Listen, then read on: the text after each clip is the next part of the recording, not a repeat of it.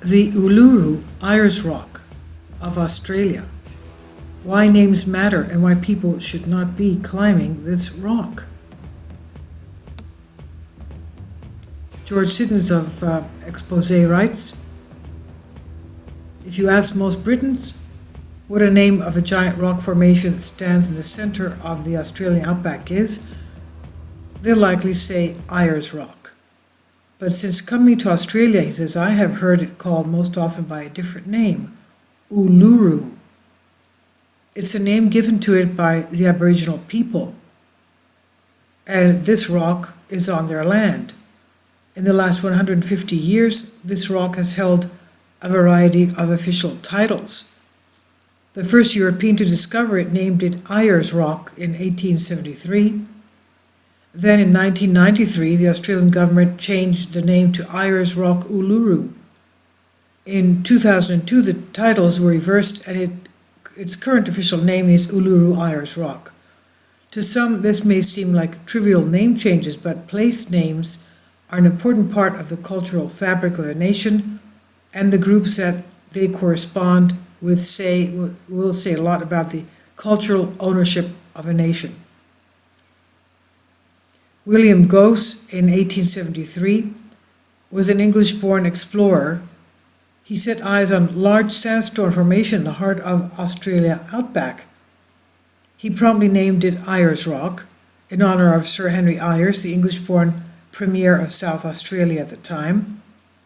The name Uluru, on the other hand, dates back thousands of years, and it refers to the tract of land on which the rock stands, as well as the rock itself.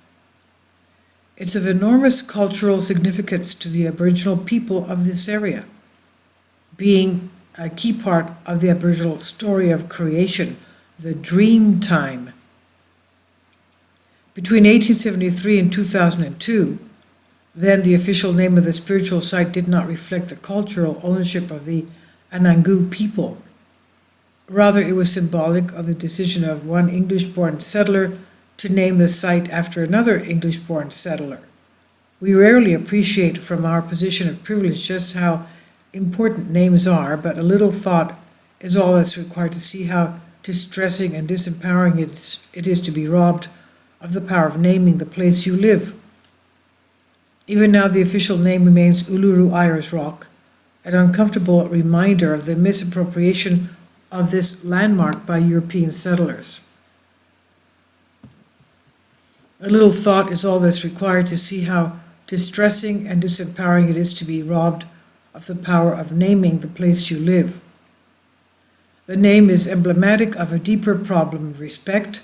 Uluru is a hugely important site, and the Anangu people have a very strict set of customs regulating the climbing of this rock. According to their customs, only certain people can climb the rock and only in a certain direction. Not only this, the cultural owners of this land have expressed a deep feeling of responsibility for any lives lost on their land. Even if those lives are lost climbing Uluru against the will of the Aboriginal people, yet arrive at Uluru and you will see anchored into the face of the spiritual site a series of poles connected by a long chain to assist tourists who decide to make the ascent of this rock. Also at the bottom of the rock is a sign displaying a plea from local Aboriginal people not to climb the rock. It emphasizes the cultural significance of the site, as well as the fact that their role as custodians of the land makes them responsible for lives lost on the site. Despite this plea from the local people, it's estimated that around 30% of visitors climb the rock each year, causing huge distress to the local people. This behavior taps into the same thought process, or lack of thought process, that jumps to the name Ayers Rock rather than Uluru. Obviously, the view from the top of the rock is fantastic, and would of course make a great Instagram photo, but compare it to the emotional harm caused by infringing on the spiritual customs which apply to this land, and there's really no contest.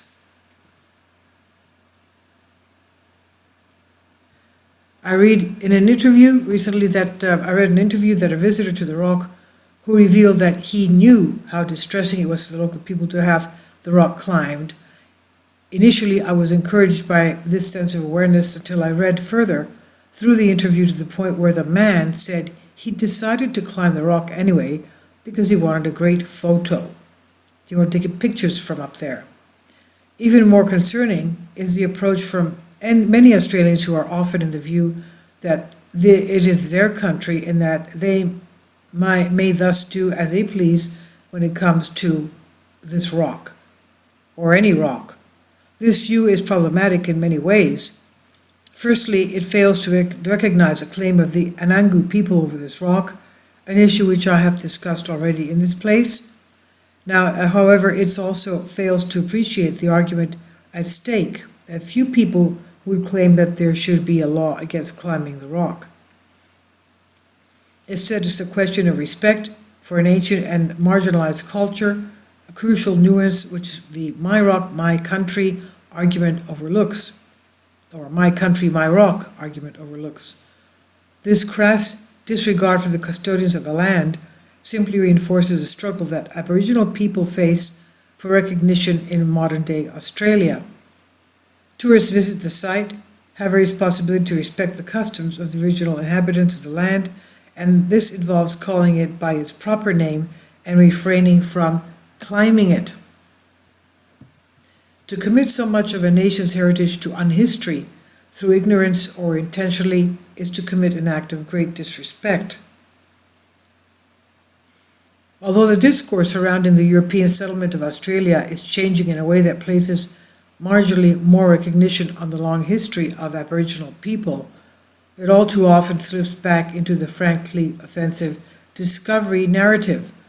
I've heard several times since coming to Australia that it was discovered when Captain Cook landed here in 1770. To talk about the European exploration of Australia in this way is to whitewash thousands of years of Aboriginal history and consign it to what Noam Chomsky refers to as unhistory. Not only this, but many places in Australia still bear the names of the first Europeans who stumbled across them rather than their ancient Aboriginal names. Sites such as Botany Bay and Cook's River, to name two in Sydney alone, it's difficult to imagine what it would be like to live in a nation in which place names corresponding not to our history, but to a history of outside influence and, in this case, outside aggression. I'm not saying that we abandon all of Australia's current names in favor of the Aboriginal names, the original ones. The process of reconciliation does not necessarily require a complete turning back of the clocks, but it is vitally important that visitors to Australia, in particular to those landmarks that are of great importance to Aboriginal people, recognize and respect the long and rich history of these people. To commit so much of a nation's heritage to unhistory through ignorance or intentionally is to commit an act of great disrespect. As international students, and indeed tourists more generally, we have an obligation to respect all cultures in the country which we find ourselves.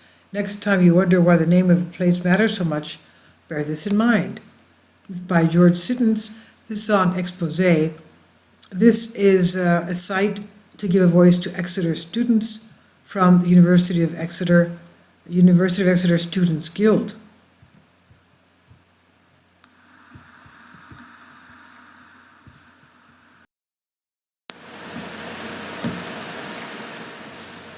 If you'd like to join me on my Patreon account, you will hear content not covered by mainstream media.